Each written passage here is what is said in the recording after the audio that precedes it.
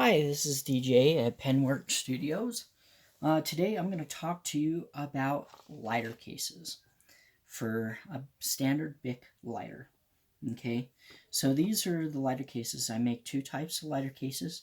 I make ones without the appendages, and I make ones with the pieces that you put the key ring on. So I'm going to talk to you about sizing your leather case when you're wet forming it. I have pre-made formed pieces because I know exactly how wide it is for the lighter case and how long it is for the lighter case. And so I've tried and tested and I have them cut out the exact size that I need. Okay, and then what I do is I back it and then I oil it after I tool it, and then I apply an Angelus dye paint onto my pattern. Okay, and um, and that will be in a different type of video. If you look at Don Gonzalez and some of the videos that he has in talking about Angelus Paints on your projects, what I found out that is if you wet, put a little bit of water, a drop of water, in the concentration to what you're doing, it'll actually adhere to the leather a lot harder, or not a lot harder, but a lot easier, and then we'll allow um, more more of that adhesion that you need uh, when you're uh, when you're applying your paints to your leather. Okay, so um, so usually when you're wet forming your leather, because I have my pieces already done, what I usually do is on these pieces, what I will do in order to get, if you need to find the exact size or width of your lighter, you're going to take a piece, make sure it's on a straight edge on both sides, okay? And then you're going to put it around, and then you're going to pinch it. And then what you're going to do is you're going to basically come over here and mark with your fingernail and with your other fingernail that piece. So now this piece is the exact width for this. Just remember that when you're taking and sewing around here, it's actually going to tighten it. And so what you can do is, what I do is, when I take my lighter case, okay, and these are wet formed, okay, what I do is I take a dauber, and this is the dauber that I have, and what I will do is I will go on the inside of the ridge and wet that piece, and then I'll take this piece, this tool right here, go on the inside and rub on the inside and the bottom, and then I will come over here and I'll push it in, and I will go like this in order to widen that area. Once that's done, then I'll take, if anything needs to be further widened, I'll take this piece. Now you have to be careful on this part because you'll get expansion in your wood if you're not too careful, okay? Well, you will get expansion if your wood, if this whole thing is wet. So this will easily go right inside, and it's 100% perfect fit. And what I did is I took this and put it on a lathe and turned it down to where it would give it a perfect fit. Okay. At this point, once I've done that, then I can either take this tool and further put it in and widen the upper part, and then take your lighter, and then once it's ready to do that, and then you can take that lighter and go ahead and put it in there. Okay, and these lighters are easy to take out. I have this piece to where I can take it in there and if I need to, I can put it in there and pull that lighter out, just like that. Okay. Now, once I am ready, once I do my tooling on there, and I'm ready to do whatever I need to do, I found out that if I wet it too much, it's going to soak through and ruin the the detail on the leather and actually push down. So that's actually what I want to avoid. And so that is why I use these two tools, okay, in doing my process.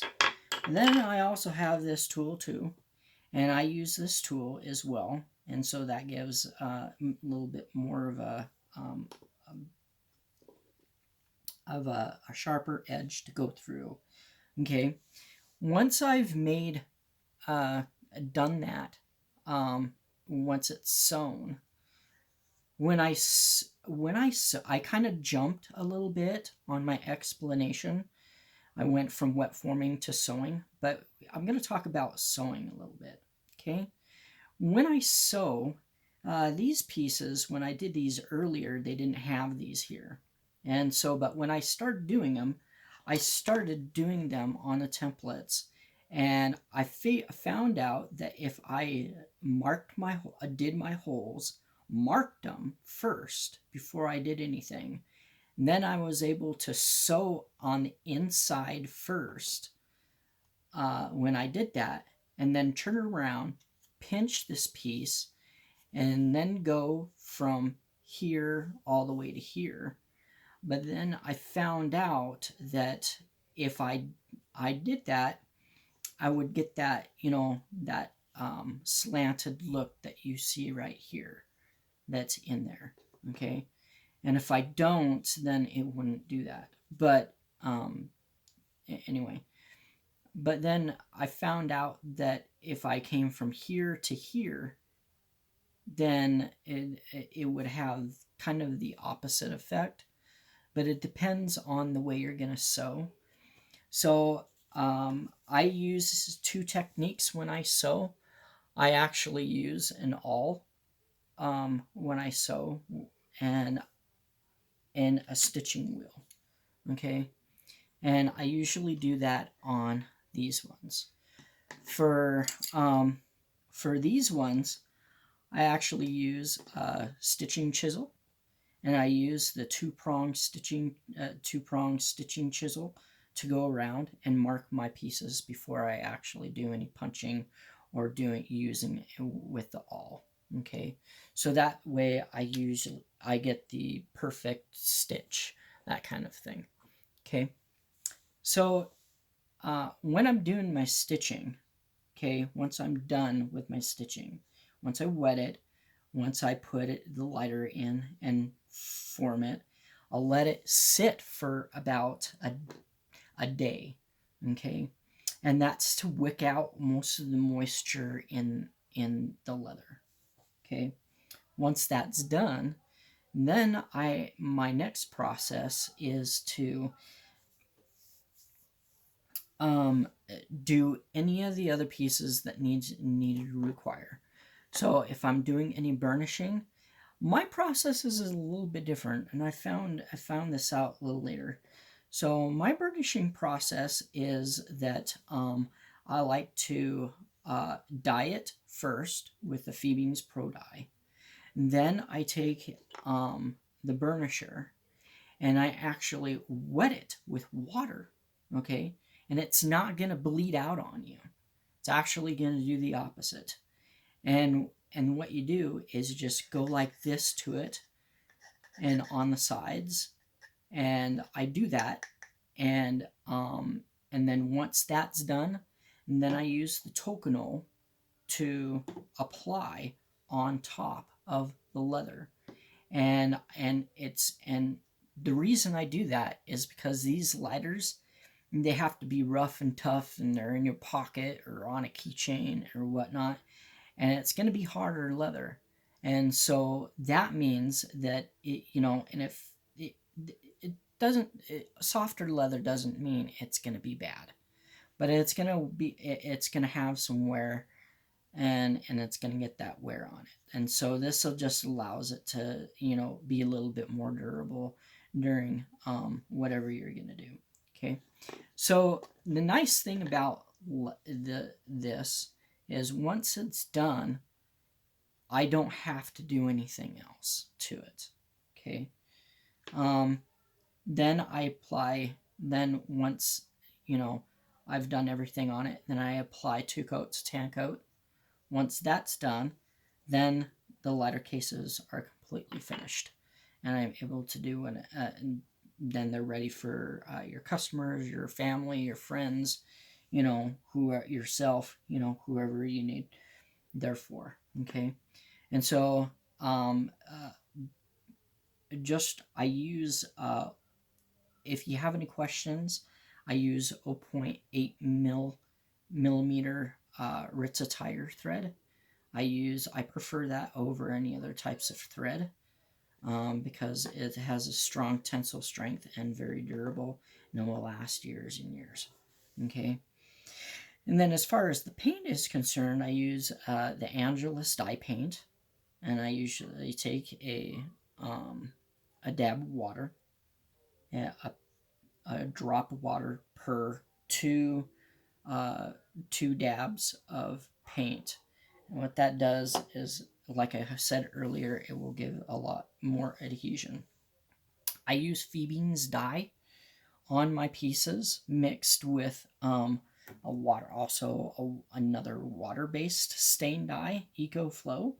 Okay, and this I usually do that on pieces like, for example, this piece here. Okay, this is complete water-based dye. I mean, you can see that it's absolutely beautiful. I usually do pieces like on wallets, those kind of things, and I never had a problem. Nobody has ever complained. It's not, you know, any huge deal with using 2 different types of solvents of dye in your leather. So if you ever have any questions about so when I do my lettering on my wallets, anything, what I'll usually do is these are not stamped, these are hand carved. All these are hand carved. And so and then what I usually do is I take if I'm using a Phoebe's dye on it, if I'm doing it on a letter, I'll go in with a Sharpie or with a marker that is a leather-based dye. Okay, and what I will do is I'll go around the very piece where I tooled, okay, to give a little bit more depth and to actually make it a lot cleaner when I do it. Once that's done, then I'll go in and put the Phoebe's dye on the leather. So this is a little tool, tips, and trick.